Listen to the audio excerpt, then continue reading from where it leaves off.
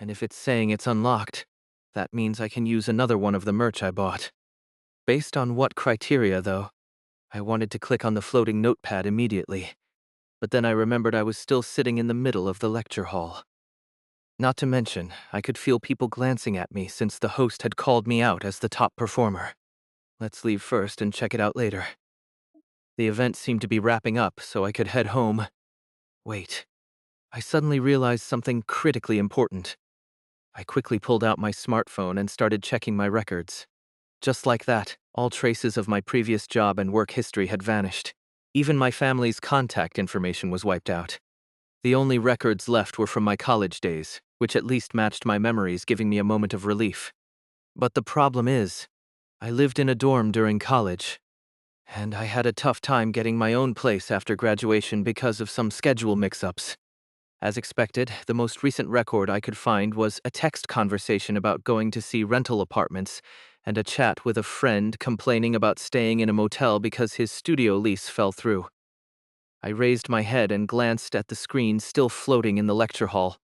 Or rather, I focused on one word at the bottom of the screen. Employee benefit, miscellaneous. Benefit. Huh. I might as well take full advantage, right? The company housing benefit was processed shockingly fast. In less than an hour after inquiring at the front desk, I was assigned a room number, given a key, and even an address. The location wasn't bad, either. Of course, it wasn't out of the goodness of their hearts to make things convenient for employees. If they want to exploit me around the clock, it makes sense to keep the wage slaves nearby. Still, the building looked like a decent office tel.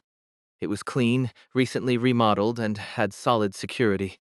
Considering company housing is usually a perk for working in remote areas, this was absurdly generous. This company just made me go through a death survival game, so sure, why not move in? But this cynical thought became reality soon enough. When I bumped into Go Yongin outside the office tel, she told me, Did you hear? 7 of us got company housing. "That's over half of us." It seemed like Go Yongin had also come here to move in. They gave me a sheepish look, noticing my stare. It's a bit scary, but since we're already hired, turning down a free place near the subway would be hard to justify. Exactly. In capitalism, money is the scariest thing. Saving 1.2 million won a month? Anyone would move in, pretending to be crazy. Of course, there was a more crucial reason behind this. It seems like those who came from outside the city got notified about the housing and signed up as soon as they were hired. Now I understand. The new hires had already celebrated and accepted the housing, making it hard for them to back out. I had wondered how they arranged my room so quickly, but now it made sense. The room I'm getting must have belonged to one of the new hires who didn't survive the death game. The thought sent a chill down my spine, making me feel a little ashamed. Anyway, after exchanging a few more words with Go Yong-gyun, I headed up to the 12th floor, where my room was located. The office tel unit had 2 rooms. And my roommate was Baek Deok-soo. Baek Deok-soo was sitting in the living room. He had a medical eye patch over one eye, suggesting he'd received some sort of treatment. Probably from the company, not a hospital, considering the timing. I quietly nodded to acknowledge him and started heading to my room when I stopped in my tracks. Baek Deok-soo flinched when I responded, but, fueled by anger, he glared at me and spoke. You must enjoyed watching while I had to gouge out a perfectly good eye because of that damn lost item, huh? It seemed he thought I'd known about the lost item, and just stood by to watch him get his eye taken out. He's the one who ran off on his own, and now he's blaming me? He was perfectly fine punching someone else's eye out, but when it came to his own, I was supposed to help him. What a creative way to twist the situation. But at that moment I realized something. If I responded apologetically, saying, "Well, you suddenly ran out, so..." Or, "Why are you speaking informally all of a sudden, teacher?" It would only make him feel more justified and lead to more nonsense. There's a term I learned from dealing with difficult clients for people like Baek Deok-soo. We call them creationist complainers. They make up situations in their head and stubbornly cling to them. With people, explanations don't work. Oh, I found it pretty amusing. Going on the offensive is the best strategy here. I walked right up to Baek Deok-soo and gripped his shoulder firmly. "Thanks for that. I had a great time. Is this what they call a dopamine rush? Make sure to share more good news with me. Actually, I hope we work together. Work's going to be a blast. Now, he probably thinks I'm crazy, given his behavior so far and his performance in Baek Deok-soo seems like the type who, if he realized the other person was scared, would push them into a corner even more. In that case, it's better to plant the impression of I should stay away from this guy. Consider it a bit of bluffing, too. I patted Baek Deok-soo's shoulder a couple of times, then stood up and walked toward my room without looking back. As long as he doesn't stab me in my sleep, I'll be fine. Of course, I was bluffing a bit just now. The likelihood of working together with someone from the same squad is extremely low. What company forms squads of only new hires? They split us up and assign us to different squads. It's like a balancing act similar to that famous ninja manga, assigning people based on their skills. And besides, I was called first, and Baek Deok-soo was called second. So, he probably did well in the evaluations too, which makes it even less likely we'll end up on the same squad. We won't be working together for a while. Let's just act like we don't exist to each other. I entered my assigned room with a sense of relief. The clean room had fresh bedding, a desk, and even a private bathroom. There was a guidebook hanging on the door. If I apply, they'll change my bedding and clean the room every week for just 100,000 won a month. This company's over-the-top benefits seem designed to dazzle the new hires, making them forget all about the death game they just went through. A lot of new hires will likely be confused by the sudden shift to this neat, friendly reality, as if the death survival ordeal had been a lie. Given what I know about this company's motivations, it's all too obvious what they're trying to do. Yeah, they're desperate to fill positions in the field exploration team. They want to make sure none of the new hires who've been deemed capable of doing the work decide to quit. Well, might as well take full advantage of what they're offering. I've already decided to stay after all. Well, might as well take full advantage of what they're offering. On the desk was a small welcome gift package, expensive snacks and company-branded office supplies. There was even a diary tucked away in a half-open drawer. Judging by the company logo on the cover, it was another standard issue item. But it's from last year. Maybe it was left behind by the previous occupant of this housing unit. I opened the diary. On the first page, in huge letters, it said, "I appreciated the wise words from my predecessor, but I was already too far gone." Just another chapter in the horrors of corporate life, huh? My sense of camaraderie with the author of this note swelled. I closed the diary and carefully put it back in the drawer. Now that I've checked everything out, it's time to get down to business. Dark Exploration Records Real Merch Box. New merch unlocked. Now that I was alone, I could finally check it out. With a bit of nervous excitement, I sat on the bed and reached toward the floating notepad in a comfortable position. Just like before, when it spit out the grip holder, the notepad opened and something fell out.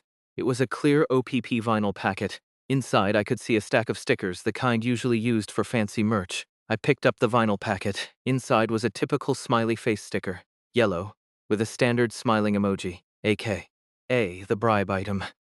Dark Exploration Records Daydream Inc., a salesperson's best friend. When attached to a sentient being, it induces mild feelings of friendliness toward the user. Unlock requirement. Must be a full-time employee or higher at Daydream Inc. P.S. Misusing the item for personal reasons, like flirting, will result in disciplinary action. Despite its cheap packaging and rough finish, this sticker was an iconic item used in several parts of Something Unknown. It induces friendliness? That's basically a way to manipulate favorability. It was used to convince other departments for collaboration, wasn't it? And I immediately understood why it was unlocked now. Unlock requirement. Must be a full-time employee or higher at Daydream Inc. So I unlocked this because I became a full-time employee? In the Something Unknown, most items created by organizations or specific groups had usage restrictions tied to ranks or affiliations. From a word-building perspective, it was to prevent rampant misuse. And from the perspective of those who create the ghost stories, it was to stop eager newbies from barging into every narrative and recklessly using all sorts of tools, like some Mary Sue causing trouble. Anyway, the fact that I now met those conditions means... Does this mean that every time I get promoted or change departments, this will spit out new merch? It definitely seemed like it could be helpful for survival. But really, I'd prefer if they hadn't dragged me into this world in the first place. When I think about it, even this feels like a ghost story in itself. I glanced up at the glowing notepad a few more times, feeling uneasy, before finally shifting my thoughts. Well, at least I got something useful. The smiley sticker. It would be a bit tricky since I'd have to stick it directly on someone, but having the ability to earn favor in an emergency is certainly a useful condition. However, there's a catch. This thing was discontinued after some drama. Apparently, the creators fought fiercely over the power of the sticker, arguing like it was life or death. The item ended up being discarded entirely from the narrative. I'm not sure when exactly it disappeared, but it's possible the set in my hand could be the last remaining one in this universe. I stared at the smiley sticker in its packaging. Better make sure no one finds out about this. Just in case, I took 5 stickers and tucked them into my suit pocket. That way, I'd have them ready for my first day of work. First day of work, huh? I was starting to feel a bit unsettled, but I knew I needed rest. After everything that had happened, my body and mind were completely drained. I changed into the provided robe, locked the door, and got into bed. It was my first proper rest since being plunged into this ghost story. To be honest, I didn't sleep well. The sight of people being torn apart and the grotesque images of that subway station replayed in my mind, like my brain had turned into a surround sound home theater system. Still, after a couple of days, I was at least able to sleep through the nightmares. It was a small comfort. A few days passed like that. I checked my dwindling bank account balance and made sure to stretch it out as best as I could, buying clothes and daily necessities. Of course, I didn't forget the most important thing. I need to memorize everything. Through the memorial popscock, I continued reading all the wiki pages I had once glanced at, memorizing them until they could roll off my tongue. This was my lifeline now, and soon enough, Monday arrived. It was my first day at Daydream Inc. I made my way to Daydream Inc.'s headquarters with a less than pleasant expression. Go Yonghyun, who I bumped into as I left the office seemed surprised. And, oh, Soleum C, are you okay? Did you, not sleep well? Kind of, yeah. I'll be fine. The two of us, both new hires, exchanged a few short pleasantries as we walked the 15 minutes to the headquarters. Along the way, we passed a few other new members of the field exploration team, all of them looking just as tense, though we only exchanged nods. We scanned our employee IDs and boarded the elevator. I heard the field exploration team uses floors 10 to 15. I'll get off here. Soleum C, let's give it our best shot, okay? Yes, let's do our best. I waved as Go Yonghyun got off on the 10th floor, then glanced at the button I had pressed for my floor. Even the floor number feels like a bad omen. I could only hope it was just my imagination. I double-checked the assignment notice I'd received 2 days ago. New employee field exploration assignment. Kim Soleum D Squad. The elevator doors opened on the 13th floor, revealing a hallway divided into sections labeled with letters. I made my way to the automatic door labeled D and pressed the button. At the same time, I greeted those inside. A few adults sitting in the spacious office lifted their heads and greeted me. One of the men stood up and extended his hand. Welcome to D Squad of the 15th Unit. By the way, they call us the Death Squad because all the newbies die. Should I just quit right here and now? What is the correct reaction for a new hire when their team says something like, "Hey newbie, you might drop dead soon"? Haha, just kidding. On your first day. The truth is, there isn't one. No, really. There's no right answer. Fortunately, my colleagues didn't seem to expect much of a reaction from me as they quickly changed the subject. Anyway, congrats on surviving the death survival test. Are we seriously calling it that out in the open? But are you really the top of your batch? That's amazing. Come on, let's hear some bragging. I'm curious about that myself. Oh, if that were enough, we'd all be at Seoul University. Either way, it's impressive. You're a great addition to our squad. Being top of the batch comes with its perks. It seems like the department, despite its heavy workload, doesn't have the energy to haze new hires. The squad leader will be back soon. He's out on site, so just relax for now. I followed my superior's directions and went to the partitioned-off area. 4 desks clustered together. Next to them, a small sofa and a coffee table with an old-style radio on top, straight out of the 80s. The superiors returned to their desks and gestured toward the sofa. Go ahead and sit there. As soon as I sat down, the radio on the coffee table clicked on and emitted a scratchy sound. Upbeat background music and a high-pitched announcer's voice filled the air. Hello, this is your live traffic update. The roads in Seoul are currently clear, just like today's sunny weather. However, starting this afternoon, I turned my head to glance out the window. It was drizzling outside, a disconnect from reality.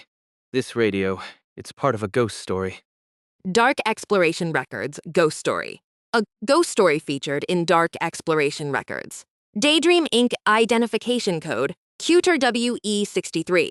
It's a peculiar radio that tells today's fortune through traffic reports. Sometimes it offers advice, but the advice can be so unsettling that it often leads to ghastly consequences. Did you catch that? Wow, this newbie is sharp. You picked up on the weirdness quickly. A male superior who looked like a physical education major approached and turned off the radio.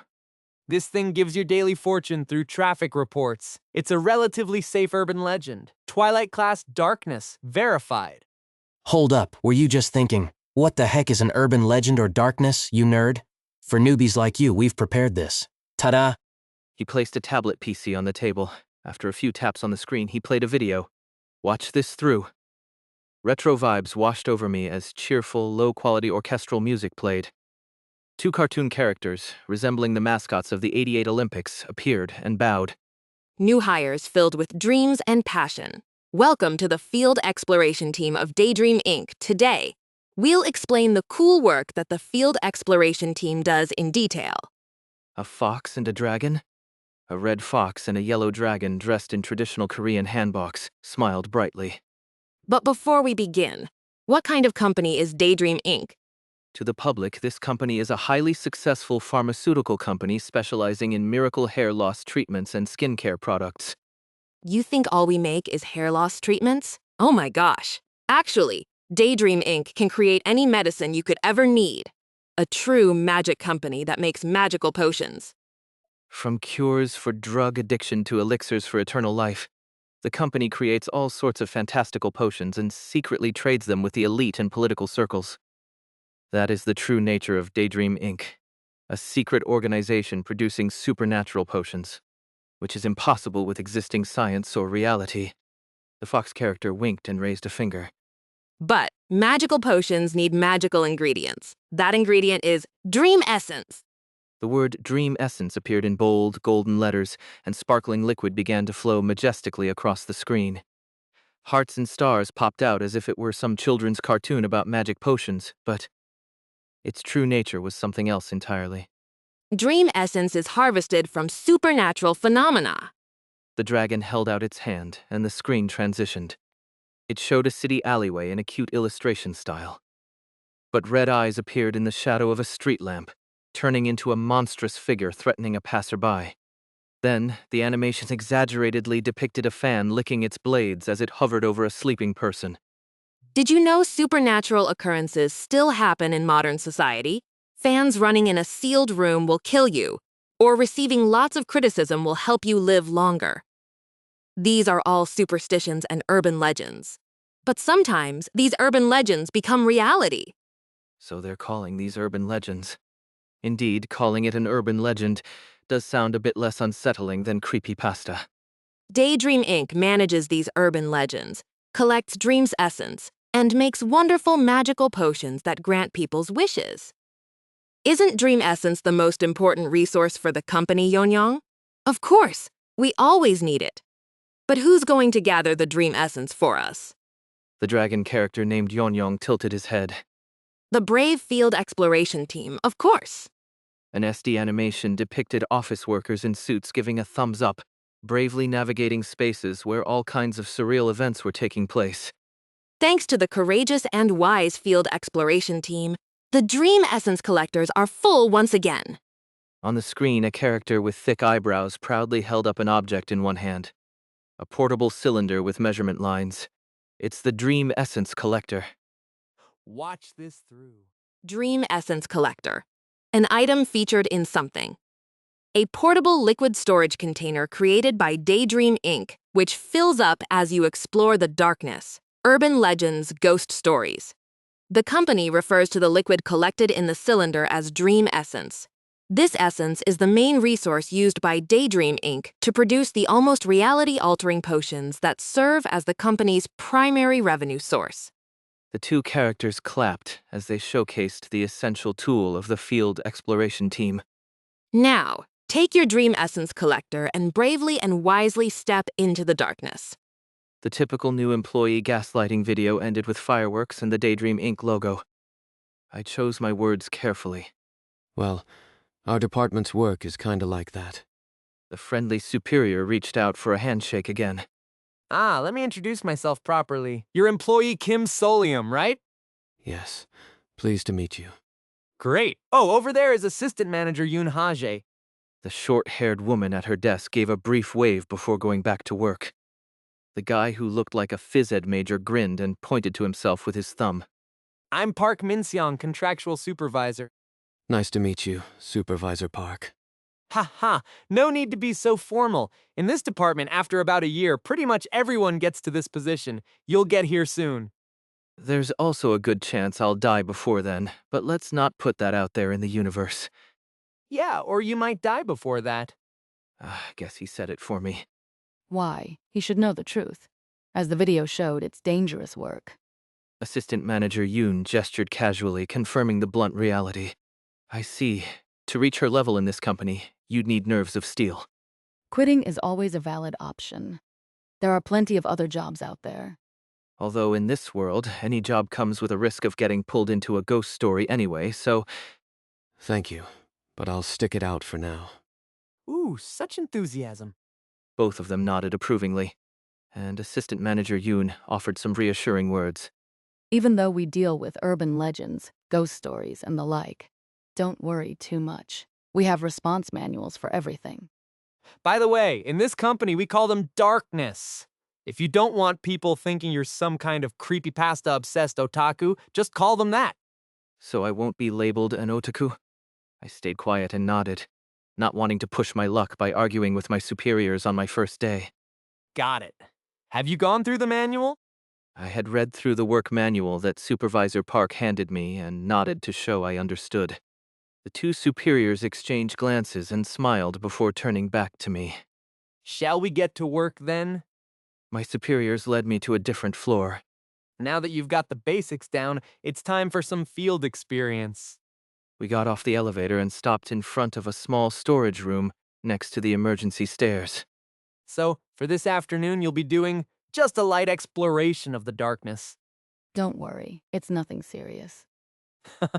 You won't die, you won't die. Oh, think of it like the slimes you encounter in beginner towns and games. I mean, I was expecting work, but this is dizzying. They wouldn't send me somewhere lethal on my first day, would they? It'd be tough for them to handle a panicked rookie anyway. I tried to calm myself and think rationally. Why are we standing in front of this storage room? Is this a location connected to a ghost story? Which ghost story starts in a storage room again? As I searched through the wiki in my head, my superiors started giving me instructions. The first thing I received was an item. You saw this in the video earlier, right? It's the Dream Essence Collector. I was handed a sturdy, dice-shaped, plastic-sealed cylinder that had clearly been used. They sold this as merch, didn't they? Still, holding the actual thing in my hand felt strangely surreal. Be careful not to lose it. Each one is numbered, and it'll be a real headache if you misplace it. Yes, Assistant Manager. I understood. It's like losing a bullet casing. And make a habit of wearing your mask before entering the darkness. Don't ask why, just do it. Now, where's your ma? My superiors blinked at the sight of my mask, which looked like tree bark with two antlers sticking out. I have no idea either. Nice antlers, though. Yeah, let's go with Ro. Sounds tougher than a regular deer. Anyway, put that on and look at this. Supervisor Park handed me the tablet PC. So they're going to brief me with another video. Do this and get 20 million won vs just live your life. It was an internet post. Playing tag with a ghost at a convenience store with no one else within 10 kilometers for 3 days and get 20 million won vs just living your life. By the way, the ghost looks dot. I shuddered as I quickly scrolled past the photo, but the image was already burned into my mind. A blue ghost with bulging eyes and a swollen, grotesque forehead. It's asking if you'd spend 3 days playing tag with a ghost at a convenience store for money. I had no idea why they were showing me this. Surely this wasn't some kind of workplace hazing. We're about to go on a dark exploration, and yet they're showing me some random internet post. I scrolled back up to look at the post again. Do this and get 20 million won vs just live your life. Dark Exploration Records Ghost Story. A ghost story featured in Dark Exploration Records. Daydream Inc. Identification Code QTWF243. It originates from balance game posts on the internet, like, would you do a scary challenge for money vs just live your life? This darkness appears sporadically when accessing URLs with certain numbers. It often involves being chased by a murderer or ghost, and if you get caught, you must start over from the beginning. As the world around me warped, I heard Supervisor Park's voice clearly. Just take it easy, all right? Heave-ho! I was about to protest. How could they send a new hire on their first solo assignment into a ghost story? But before I could scream, the world twisted and I was thrown into the darkness. I staggered to my feet. The air was cold and damp. My visibility was incredibly poor. The only light came from the faint, flickering glow of the drinks fridge in the distance. Holding my breath, I cautiously moved toward the light. The dim outlines of the convenience store flickered in and out of sight as I approached, disappearing into the shadows again. Each step echoed on the floor, sending shivers down my spine as cold sweat trickled down the back of my neck. There didn't seem to be anything around, at least not yet. I stopped walking just outside the fridge's dim glow, where the light couldn't reach me. Leaning into the cold, hazy light, I surveyed my surroundings. The convenience store was quite large, about the size of a franchise cafe. The shelves were neatly stocked with everyday necessities and food items, meticulously arranged with not a speck of dust. At least survival essentials aren't an issue. Right, this ghost story, this darkness, wasn't one that physically endangered you. It was designed to shock and scare you out of your wits. The safest course of action quickly became clear. Just grab some water and energy bars and hide until it's over. Yes, I knew my limits. There was no way I'd play tag with a ghost. I didn't even need the energy bars, really. Just grabbing something quiet to eat would be enough. Humans can survive a day or two without food. Better that than meeting a ghost. But I definitely need water. There was no other choice. I spotted some water bottles in the drinks fridge. It was easy to spot because of the light, and thankfully, it was in the far corner, where I could keep a close eye on my surroundings. I cautiously stepped forward, avoiding the light and moving toward the far end of the fridge. At the very last compartment, just as I had seen from afar, the top shelf was packed with water bottles, their labels blurred out. However, standing this close, I could see something else besides the water. That wiki page I saw earlier.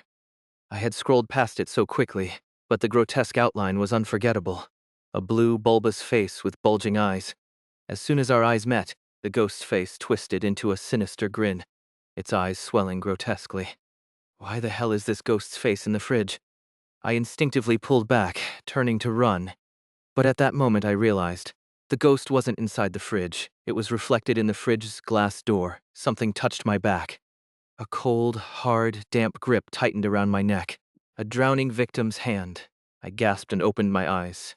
Cold air, my vision was dim. The only light was the faint, flickering glow from the drink fridge in the distance. I had returned to the starting point. When you're caught by the ghost or killer in this darkness, you start all over again. I had to endure this for 3 days.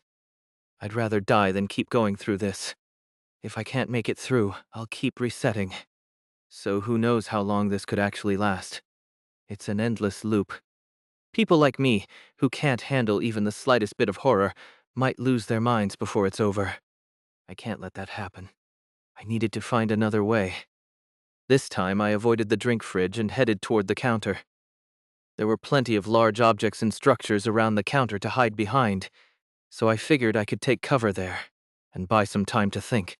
I'll crouch under the chair inside the counter area. Between the legs of the chair and the counter, the silhouette of the ghost's lower half. Pale, bare feet moved with an odd rhythm, their steps unnaturally spaced. The eerie, unsettling way it moved, so inhuman, sent shivers down my spine like an alarm. Holding my breath, I crouched under the counter. I stayed still for as long as I could, even after the ghost's bizarre footsteps faded, pushing my limits of endurance. There are too many cliches where the monster shows up just when you think you're safe. Finally, after what felt like an eternity, I slowly exhaled, straining to make no sound. This is driving me insane. Cold sweat dripped from my chin.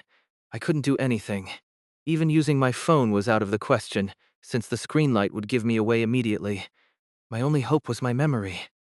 I've gone over the records of this ghost story many times.